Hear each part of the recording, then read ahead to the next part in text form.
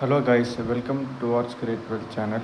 இன்றைக்கி நம்ம ஃபாரெக்ஸில் பிப்ஸ் எப்படி கால்குலேட் பண்ணுறது தான் பார்க்க போகிறோம். எல்லோரும் மோஸ்ட்டாக ட்ரேட் பண்ணக்கூடிய இந்த பேர்ஸ், அதாவது gold, euro USD, GBP USD and USD ஜிபிஒய்க்கு பிப்ஸ் எப்படி கால்குலேட் பண்ணுறது ஒன் பை ஒன்னாக பார்ப்போம். ஃபஸ்ட்டு கோல்டில் பிப்ஸ் கால்குலேஷன் எப்படி பண்ணுறாங்கன்னு பார்ப்போம். ஃபார் எக்ஸாம்பிள், கோல்டு வந்து 3350.15 ட்ரேட் ஆகும்போது நம்ம என்ட்ரி பண்ணியிருக்கோம்னு கன்சிடர் பண்ணிக்கோங்க.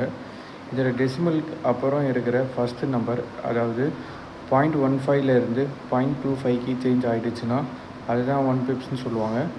அண்ட் பிஃபோர் டாட்டுக்கு அப்புறம் ஒன்ஸ் பொசிஷனில் இருக்கிற நம்பர், அதாவது 3350லேருந்து 3351க்கு சேஞ்ச் ஆகிடுச்சுன்னா அது 10 பிப்ஸ் ஆகும்.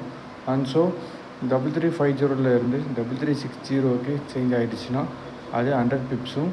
அண்ட் 3350லேருந்து 3450க்கு சேஞ்ச் ஆகிடுச்சுன்னா அது 1000 பிப்ஸுன்னு சொல்லுவாங்க. And next euro USD and GBP calculation பார்ப்போம்.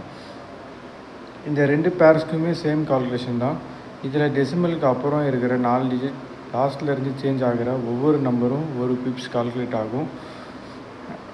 அண்ட் நெக்ஸ்ட் யூஎஸ்டி ஜிபிஐயில் டெசிமலுக்கு அப்புறம் இருக்கிற செகண்ட் நம்பர் சேஞ்ச் ஆகிடுச்சுன்னா 1 பிப்ஸும், அண்ட் ஃபஸ்ட் நம்பர் சேஞ்ச் ஆகிடுச்சுன்னா 10 பிப்ஸ் ஆகும் சொல்லுவாங்க. அண்ட் 147ன்ற வேல்யூ 1 நம்பர் சேஞ்ச் ஆகி 148 ஆகிடுச்சுன்னா அது 100 பிப்ஸும்.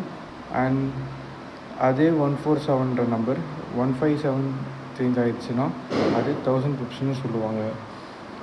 உங்களுக்கு கொஞ்சம் கன்ஃபியூஷனாக இருந்தால் நான் ஷோ பண்ண கால்குலேஷனை ஸ்னாப் எடுத்து வச்சுக்கோங்க. அதை ரெஃபர் பண்ணி நீங்களும் ஒர்க் அவுட் பண்ணி பாருங்கள்.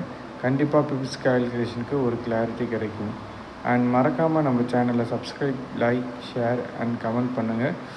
And will see you on next video. Bye bye.